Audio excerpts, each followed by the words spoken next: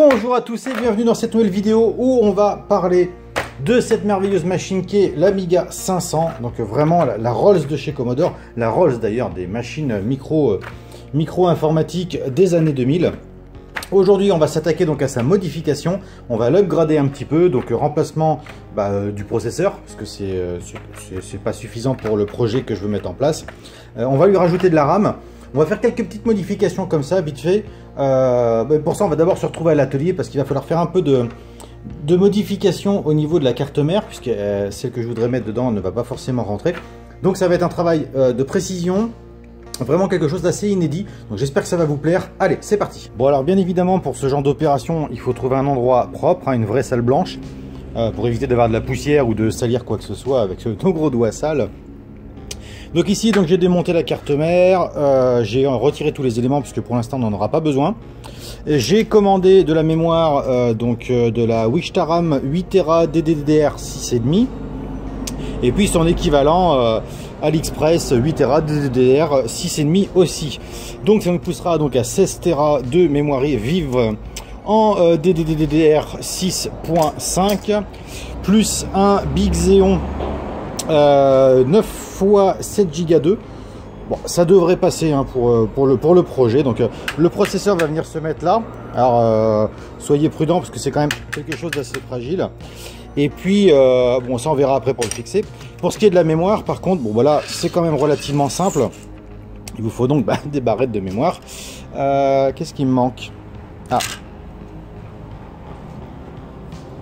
Toujours se fournir bien évidemment les bons outils parce que sinon ça passe pas. Je vais me mettre dans ce sens là. Donc on ouvre bien évidemment les deux racks bleus. Alors, désolé pour le bruit hein, mais je suis dans l'atelier et il y a un peu de bruit. Donc la RAM, toujours bien faire attention à la mettre dans les encoches qui sont donc à droite et à gauche hein, pour vraiment pouvoir les faire rentrer dedans et resserrer, vous voyez les systèmes ici une fois que c'est enfoncé pour que ça puisse bien se clipper. Alors parfois ça peut arriver que ça force un petit peu, ne vous dérangez pas pour ça. Voilà, c'est jamais qu'un petit problème de résistance au niveau du montage, hein. C'est quand même assez courant. Donc pareil pour la deuxième, on en fiche correctement, voilà le petit cran de droite et voilà. Donc on va commencer déjà par installer 16 Tera de DDR 6.5, on est déjà pas mal, normalement Windows ne devrait pas ramer. On va s'attaquer maintenant au processeur. Maintenant, on va s'attaquer au processeur. Donc l'installation est très simple. Il suffit donc d'ouvrir la languette qui est là, de placer le processeur à l'intérieur.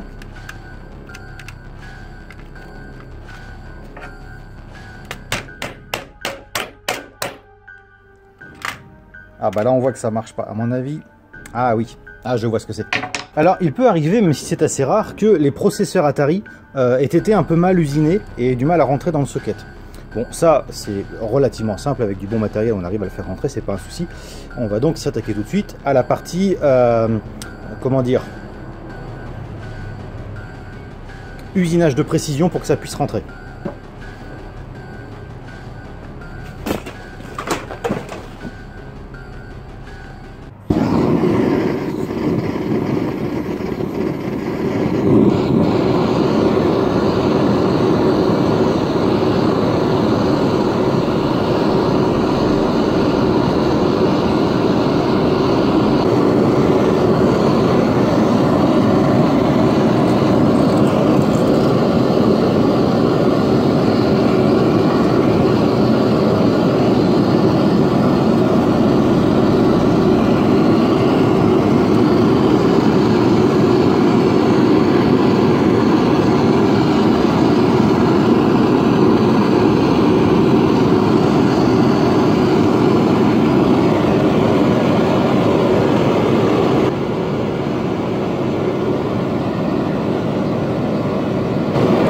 Laisser comme ça 2 bonnes minutes.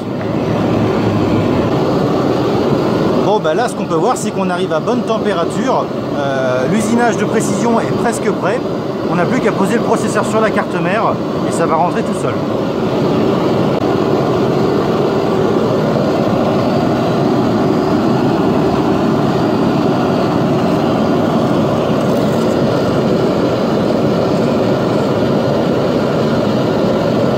En plus on gagne vachement de place puisque le radiateur voilà, n'est plus du tout sur la machine.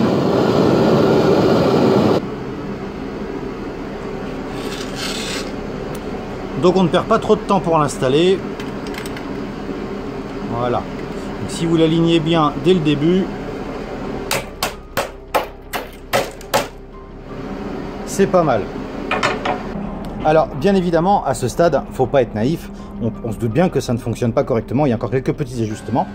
On va donc attaquer toute la partie qui va être suppression des faux contacts qui pourraient éventuellement arriver sur le processeur. C'est quelque chose qui peut arriver, donc on va faire en sorte que ça n'arrive pas.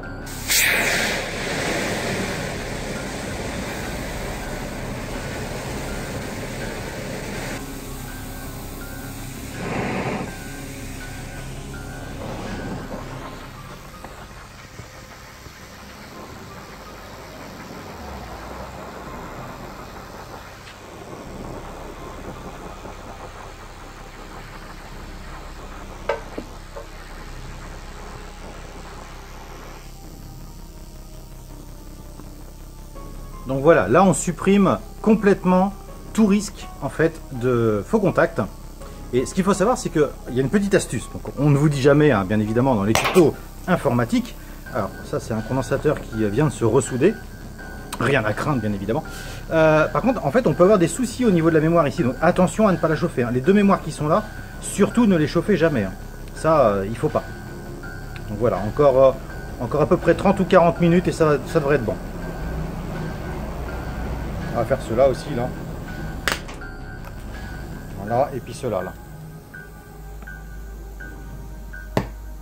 Voilà. Quand ça fait ce bruit là, c'est que c'est prêt.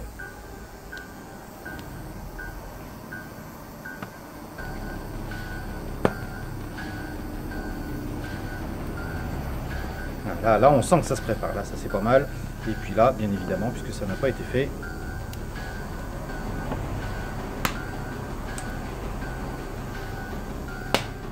Voilà, n'oubliez pas, les condensateurs, c'est pas une option. Bien évidemment, à ce stade, vous l'aurez remarqué, le problème qui va se poser, c'est que après ces quelques modifications, eh bien, la carte mère va avoir du mal à re-rentrer en fait dans la coque hein, de l'Amiga 500. Donc, on va tout de suite y remédier d'une manière relativement simple, mais prenez bien vos précautions. Un casque anti-bruit, des gants adaptés, des lunettes de protection.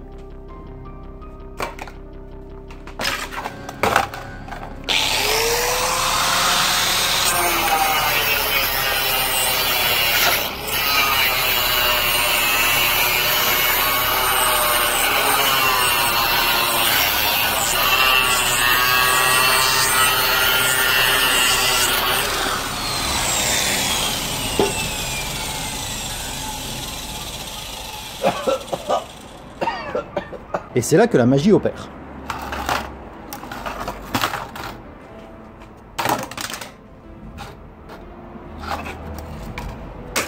Nous avons donc désormais une mini carte ITX avec un processeur de dernière génération, 16 Tera de mémoire. On va mettre ça tout de suite dans l'Amiga 500 et voir ce que ça donne. Donc maintenant que la carte mère est prête, il va falloir la rentrer dans l'Amiga 500. Vous voyez que ce ne sera pas forcément trop compliqué. On peut voir que désormais ça rentre sans problème, hein. Voilà, c'est vraiment c'est une évidence. Donc c'est parti, on attaque toute la partie qui va servir de base en fait à la modification du châssis en fait de l'Amiga pour pouvoir y intégrer cette carte mère. Allez, c'est parti. Alors, voyons tout de suite comment ça se passe. Donc là, ce qu'on peut voir, c'est qu'il est très simple de loger cette partie-là ici. Et là, l'astuce en fait de cette vidéo, c'est que si vous appuyez là et ici, et bien en fait, en faisant levier là, vous avez totalement intégré la carte mère sans modification, sans rien. On vous ment en fait quand on vous parle de modification pour faire fonctionner quelque chose. Ça rentre parfaitement une fois que vous avez maîtrisé cette méthode. D'ailleurs, si je remets la coque supérieure à cet endroit-là, eh bien, ça rentre parfaitement. Voilà, ça c'est du travail bien fait. Ça c'est des améliorations que je peux vous proposer et qui ne vous décevront, j'en suis sûr, absolument pas. Maintenant, ce qu'on veut arriver à savoir, c'est si on peut arriver à faire fonctionner Cyberpunk 2077 sur un Amiga 500. Allez, c'est parti. Bon alors, je viens de lancer la partie. Ce qu'on peut voir, c'est que ça marche plutôt pas mal. Là, je suis donc sur une télé CRT 36 cm, hein, une petite Thomson. Donc on peut voir qu'avec la Péritel, on a quand même un résultat qui est assez énorme. Pour l'occasion, j'ai quand même installé une manette qui va de soi, hein, qui va bien avec. Encore en fait, bah, tout simplement les Fire là. On peut voir que ça réagit quand même très bien. Hein, on voit les petites secousses quand même, le changement d'arme fonctionne parfaitement aussi. Hein. Donc c'est vraiment une super machine. Et donc voilà, ça prouve encore une fois, je vais laisser... je coupe. Voilà, il va se débrouiller tout seul maintenant. Donc en fait, ça prouve simplement qu'avec assez peu de modifications, avec un peu de matériel, et puis bah, surtout un peu de volonté, hein, parce que souvent c'est ça, on peut arriver à upgrader certaines machines vraiment à un niveau futuriste, quoi. C'est pour ça que l'obsolescence programmée n'existe vraiment pas. Il suffit simplement d'avoir la volonté de modifier les anciens produits de façon à les faire tourner de manière complètement actuelle, et vous noterez quand même que c'est relativement facile. Voilà, bon, c'est tout pour cette vidéo. Je vous remercie de l'avoir regardé et je vous dis à très bientôt pour une nouvelle vidéo. Ciao!